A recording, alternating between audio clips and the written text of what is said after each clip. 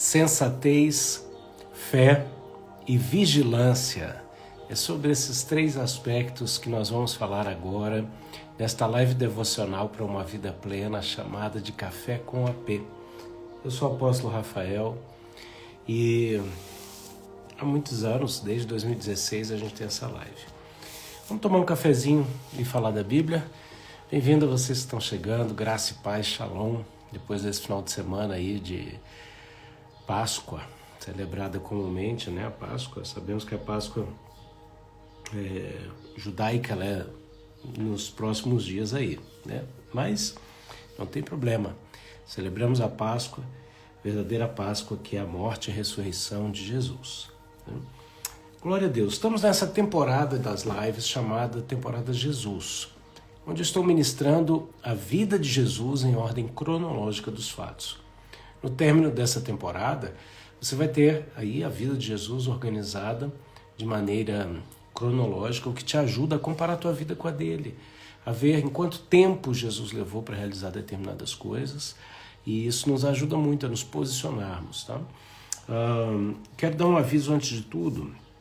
Primeiramente, a partir da semana que vem, as lives no Brasil serão às 9 da manhã, tá? E não às 10, porque aqui onde eu moro entrou o horário de verão, então eu quero manter o horário daqui e para vocês vai ficar um pouquinho mais cedo, tá? Então fica mais fácil aí para quem está acordando já tomar o seu café.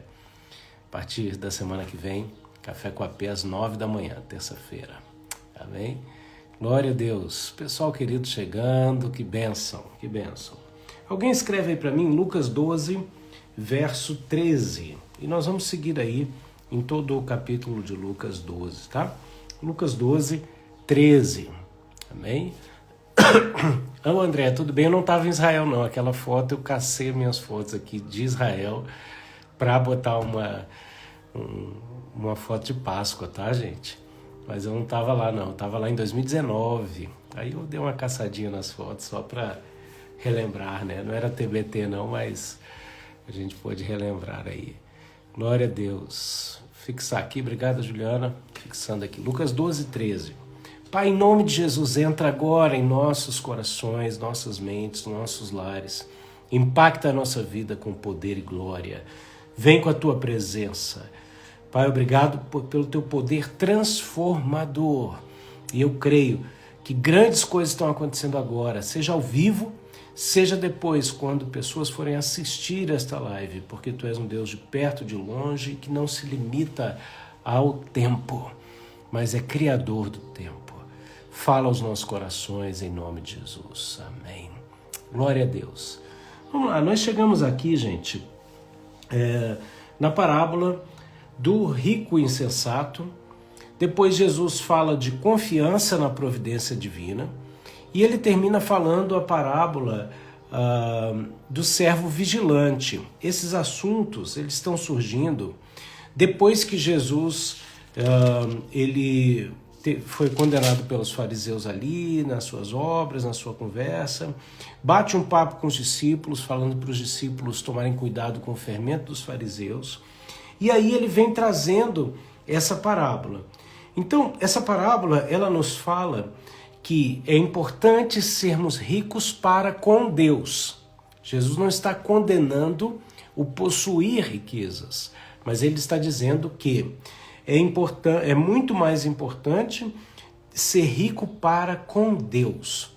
E nós vamos ver exatamente sobre isso aqui. Primeiro, alguém na multidão disse: Mestre, diz a meu irmão que divida a herança comigo. Você já teve esse tipo de problema? Uma vez eu estava num culto e tinha um problema com a antiga liderança e a nova liderança daquela igreja, tá?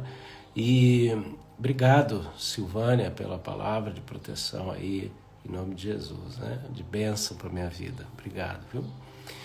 E aí, no meio daquele culto, tinha um convidado pregando, e aí uma pessoa da antiga liderança da igreja se levanta e diz: olha, em outras palavras, você não pode interferir nessa situação. E aquele apóstolo que estava pregando, sabiamente ele disse assim: quem me constituiu juiz entre as causas de vocês? que eu vejo é que existe um problema que vocês precisam resolver entre vocês, e Deus não me constituiu juiz dessas causas. Jesus está nessa mesma situação. Então, Jesus respondeu: homem, quem me designou juiz ou árbitro entre vocês? E lhes disse: cuidado, fiquem de sobreaviso contra todo tipo de ganância. A vida de um homem não consiste na quantidade dos seus bens. Ele denuncia diretamente a ganância. Por quê? Porque se aquelas duas pessoas que estavam aqui com uma causa entre elas, por causa de uma herança, sentassem e seguissem justamente a partilha, tudo se resolveria. Mas nós vemos então aqui a denúncia contra a ganância. E a raiz disso qual é? As pessoas que acreditam que a própria vida consiste na quantidade de bens que ela possui. Então Jesus aqui está indo profundamente no problema. Tá? Quantas vezes você pensa que se você tivesse dinheiro, você resolveria os problemas que estão diante de você? Gente, quem dera a maior parte dos nossos problemas fosse resolvida com o dinheiro. Mas o dinheiro ele é um instrumento de inteligência que simplesmente facilita ou dificulta algumas coisas. Quando a gente acredita que somente o fato de ter mais dinheiro vai resolver um problema, a gente está anulando uma outra série de problemas anteriores que estão ali acarretando na ausência do recurso. Talvez o próprio fato da pessoa não saber como ganhar um recurso para investir naquilo que vai resolver o problema, e por aí vai. Então, aqui nasce uma grande situação. Senhor, naquilo que eu estou achando que apenas o dinheiro vai resolver, me mostra por que eu não tenho esse recurso, me mostra por que eu não consigo obter esse recurso, porque a raiz da situação está aí. Se resolver isso, o resto se desenrola. E Jesus, então, ele conta uma parábola. Ele diz assim: a terra de certo homem rico produziu muito. Ele pensou consigo: o que vou fazer? Não tenho onde armazenar minha colheita. Então disse: já sei o que vou fazer.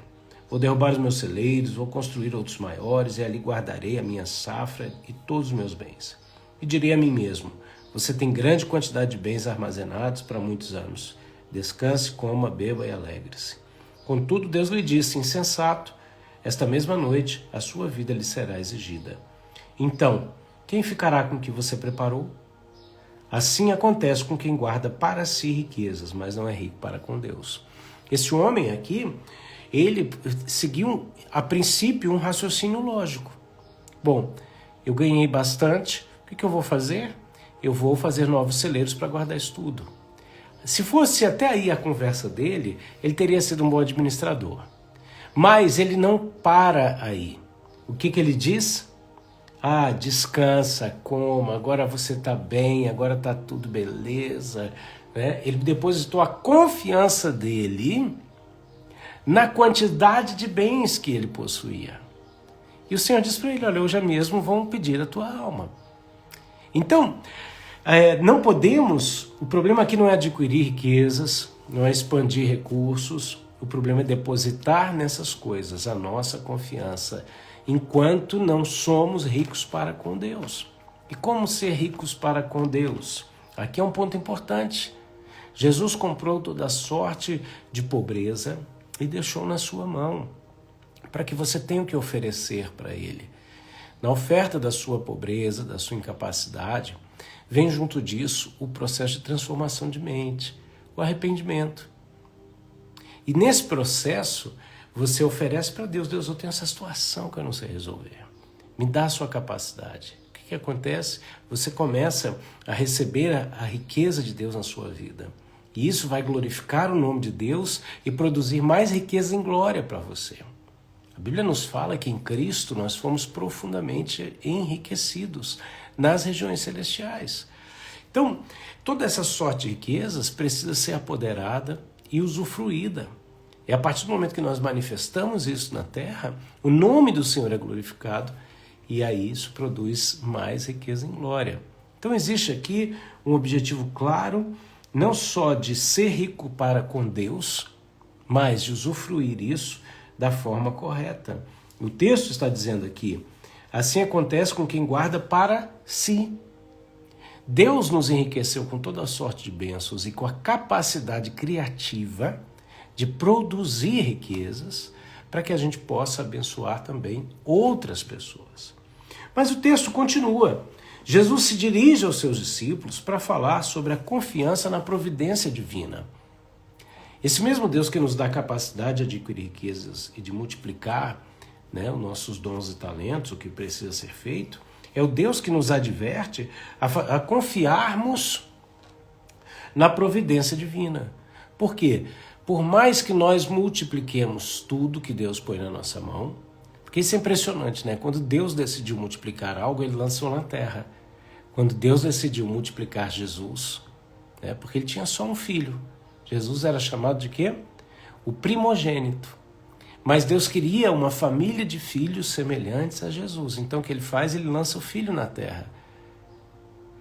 A terra é um lugar de multiplicação. E nós somos feitos do pó da terra. Quando Deus quer multiplicar algo, ele confia isso a nós. Amém? Nós vemos então Jesus dirigindo aos discípulos e dizendo o seguinte: não se preocupem com a própria vida, quanto ao que comer, nem com o seu próprio corpo, quanto ao que vestir. A vida é mais importante que a comida e o corpo, mais do que as roupas. Observem os corvos, não semeiam nem colhem, nem têm armazéns nem celeiros. Contudo, Deus os alimenta. E vocês têm muito mais valor do que as aves. Quem de vocês, por mais que se preocupe, pode acrescentar uma hora que seja a sua vida? Visto que vocês não podem acrescentar, fazer nada, coisa alguma tão pequena, por que se preocupar com o restante? Olha que interessante, Jesus está aqui mostrando. Jesus não está dizendo para você não ser organizado, não se planejar. Ele está dizendo o seguinte: se você não confiar que esse Deus é o Deus provedor, você vai só se cansar, você vai correr atrás do vento. Ele está dizendo: olha, você vale mais do que a roupa que você veste, do que a comida que você come. Então, se para ter a roupa que você quer, ou para comer determinada comida, você está pagando o preço da vida, está caro demais. Pode ser que esteja faltando essa confiança, essa fé na provisão divina.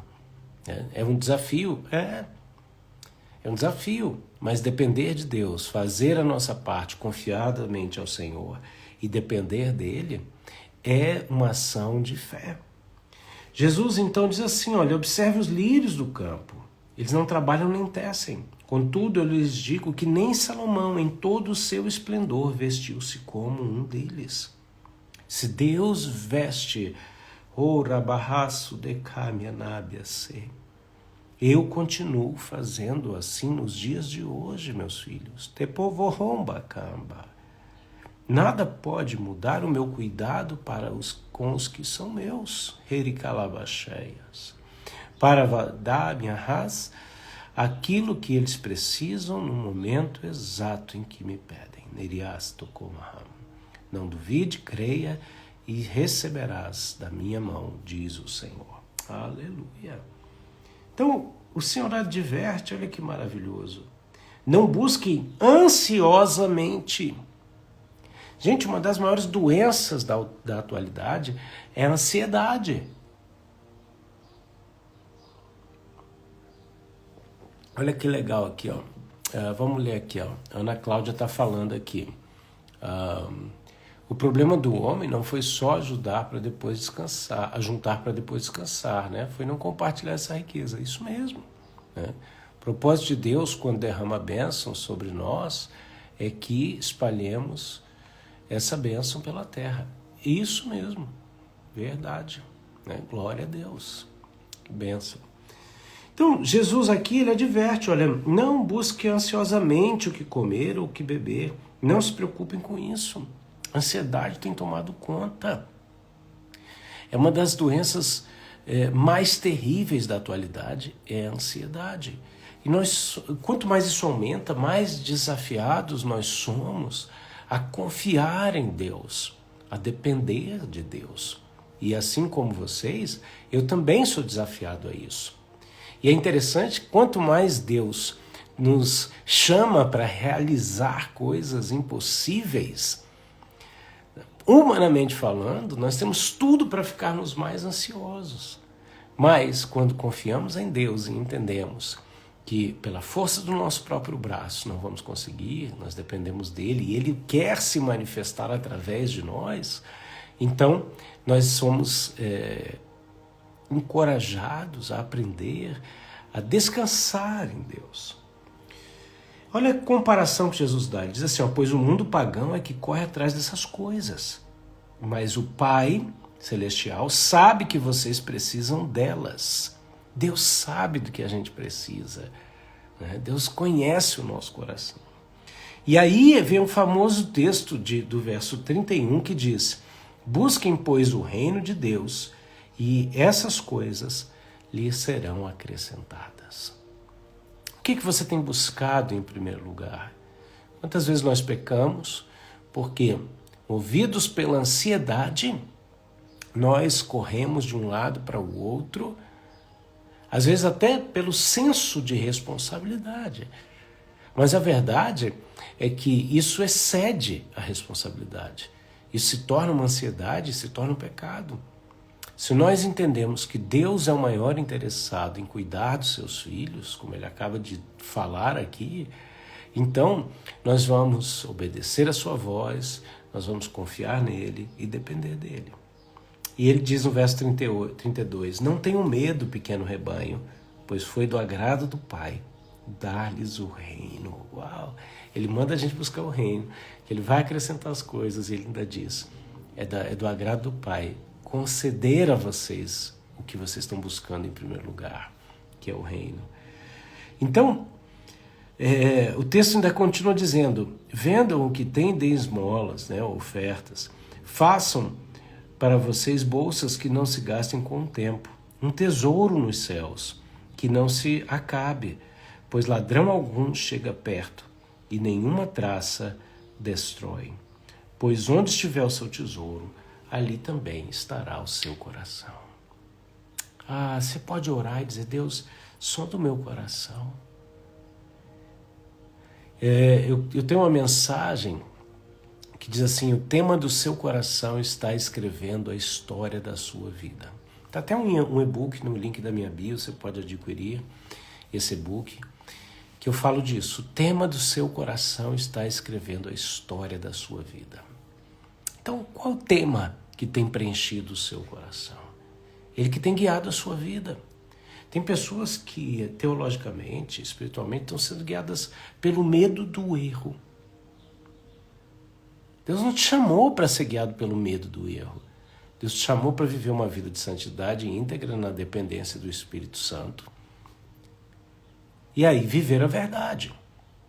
Mas muita gente, por medo do engano e do erro, começa a abolir as verdades e vão para outro extremo.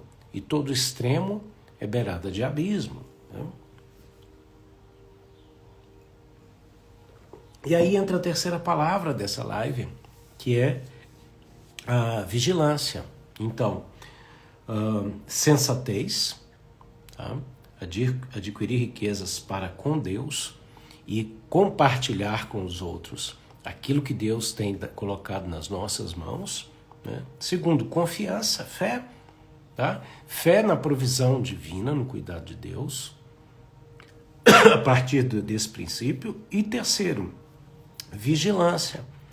Então o texto a partir do verso 35 diz assim, estejam prontos para servir e conservem acesas as suas candeias. Olha aqui o que a Ana estava escrevendo aqui, né, no comentário. Então, a gente tem que estar pronto para servir a Deus e aos homens, ok?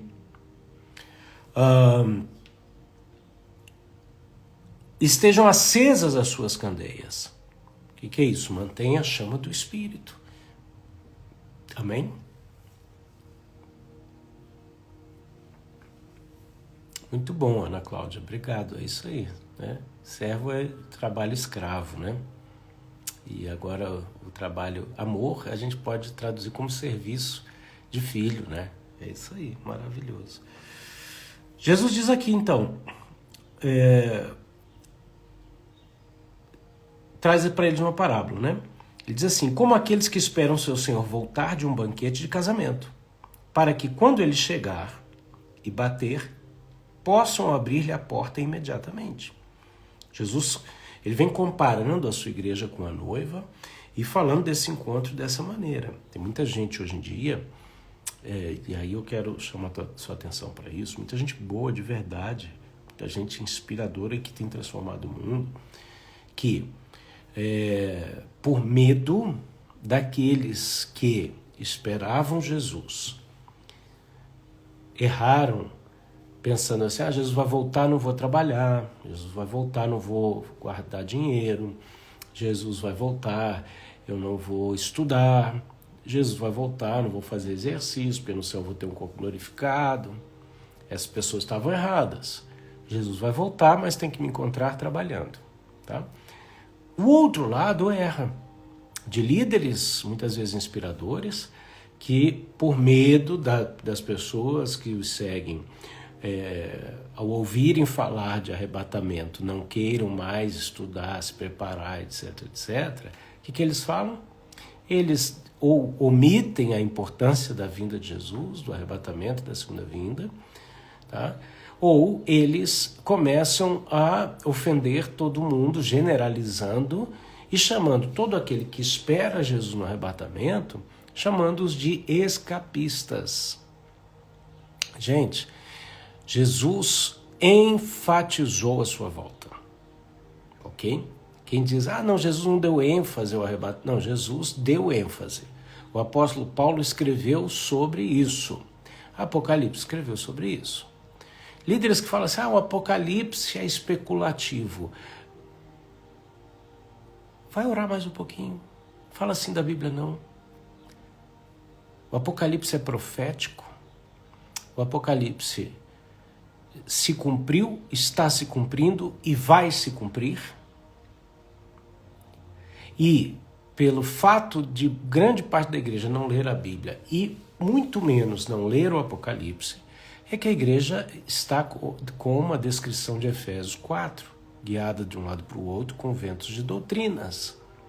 A igreja não amadurece. Você já imaginou você indo no cinema, no filme? Quando for chegar na cena final do filme, você levanta e vai embora? Ou pior, na cena final do filme, acaba a luz no cinema. Você vai ficar feliz? Você fala, tá bom, vamos embora, não quero saber como é que termina. Não. Você vai ficar indignado, você vai querer a sua entrada no cinema reembolsada, você vai voltar e assistir o filme de novo só para ver o final do filme. Por que que as pessoas, quando chegam no Apocalipse, não querem ler ou entender sobre o Apocalipse? Por causa de um bando de gente, não vou falar a palavra que eu estava afim, né? Orem por mim, porque eu também sou ser humano, fico indignado. Por um bando de gente que fica falando que o Apocalipse é difícil, não dá para entender, é especulativo, ok? Então, o que acontece? Você precisa ler. O Apocalipse está aqui, trazendo as respostas de Deus. É o final do filme, é o final do livro. É toda a história de redenção, é a história da vitória, tá? A Ana está perguntando aqui, a palavra garante que o Senhor não resiste a um coração quebrantado. Como pode acontecer as promessas do Apocalipse se a igreja estiver na terra clamando? É porque a igreja não vai estar na terra, a igreja vai ser arrebatada, tá? E outra coisa, tem coisas que vão acontecer independente do nosso posicionamento. E outras coisas, Deus quer encontrar a gente trabalhando para cumprir a sua promessa.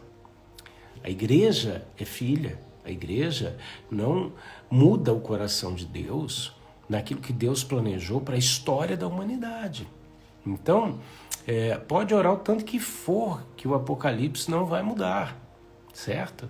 A questão é que esse tipo de oração vai transformar a gente, né? Obrigado, Ana. É isso aí. Né? Então, o que acontece? Você tem que estar pronto, vigilante. O texto, e a minha live termina aqui falando disso. Seja vigilante. Jesus quer te encontrar trabalhando e vigiando. Imagina, o noivo chega, tá, para o casamento, E aqui diz, ó, felizes os servos cujo senhor os encontrar vigiando quando voltar. Eu lhes afirmo que ele se vestirá para servir, para que se reclinem à mesa e virá servi-los. Mesmo que ele chegue de noite ou de madrugada, felizes os servos que o Senhor encontrar preparados. Olha o que o texto está dizendo.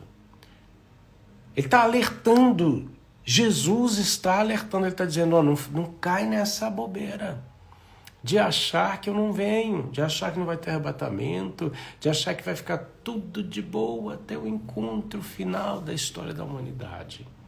Não, Jesus quer encontrar a sua noiva limpa, adornada, preparada para o encontro com ele, em meio a um mundo que caminha para o caos. A igreja segue triunfante. A igreja segue triunfante. E é para isso que nós temos que estar nos preparando e vigiando. É como alguém uma vez disse, trabalhe como se Jesus fosse voltar daqui a 100 anos, mas espera ele todo dia. Então o Senhor quer nos encontrar vigilantes e prontos. O Senhor implantou esse sentimento no coração dos apóstolos, dos discípulos, e Ele quer esse mesmo sentimento em nosso coração e atitude. Tá? Então ele diz aqui, ó, entendam, porém, se o dono da casa soubesse que hora viria o ladrão, não permitiria que a sua casa fosse arrombada. Estejam vocês preparados. Depois o texto vem e Pedro pergunta, Jesus, você está falando isso para a gente? Em outras palavras, Jesus está dizendo, é claro, eu confiei tudo a vocês, eu confiei os meus bens. Né? O final desse trecho diz assim, aquele servo que conhece a vontade do seu Senhor e não prepara o que ele deseja, nem realiza, receberá muitos açoites. É Jesus que está falando isso. Mas aquele que não a conhece e pratica coisas merecedoras de castigo, receberá poucos açoites. Então ele está dizendo, é vocês que têm a responsabilidade, que conhecem a verdade, vocês vão sofrer castigo maior se não viverem isso. O texto termina aqui, ó, a quem muito é dado, muito será exigido, a quem muito foi confiado, muito será pedido. Então o Senhor deseja de nós o entendimento sensato de adquirir riquezas para com Deus, para podermos compartilhar isso com as pessoas, confiando que vem dele o recurso, a provisão, seja física, seja espiritual, seja financeira, e sendo vigilante com respeito ao encontro com Jesus nos ares, pois em breve ele virá, os sinais apontam para isto. Amém? Pai, em nome de Jesus, desperta-nos para essa realidade descrita aqui, que se resume numa palavra, mordomia cristã. O mordomo não é o zelador. O mordomo não é o zelador que tem a chave, tem hora para cumprir. O mordomo, ele tem acesso às riquezas do seu mestre. Ele entende a mentalidade e as intenções do seu mestre. E ele é chamado para administrar e multiplicar essas riquezas, para que quando o mestre chegar, encontre tudo melhor do que ele deixou. Capacita-nos da unção do Espírito para isso. É a minha oração em nome de Jesus. Amém e amém. Que bênção, glória a Jesus, glória ao Pai, glória ao Filho, glória ao Espírito Santo de Deus. Amém? Aleluia, essa foi a live do Café com a P de hoje. Eu vou salvá-la aqui no Instagram e vou subi-la para o YouTube. Então, se você não me segue ainda no YouTube, você pode clicar no link da bio, que tem ali algumas opções. No rodapé tem o acesso ao YouTube, e dentre as opções, você vai clicando ali, você vai ver e-books, você vai poder entrar no nosso grupo do Telegram, onde nós falamos diretamente, sem a dependência de algoritmos, né? Obrigado, Bruno, Deus te abençoe, muito bom ter você aqui. Você vai poder também saber mais se você quer caminhar mais próximo de mim, por exemplo, através de uma mentoria. Tá? Eu tenho uma mentoria anual, onde você pode ingressar a qualquer momento, agora mesmo, se você quiser. Então tudo isso está no link da minha bio aqui do Instagram e também do YouTube, tá? Fiquem na paz de Cristo, que Deus os abençoe e os guarde, faça resplandecer o seu rosto sobre ti e lhes dê a paz. Amém? Até terça que vem, no novo horário, às 9 da manhã do Brasil. Tchau, tchau.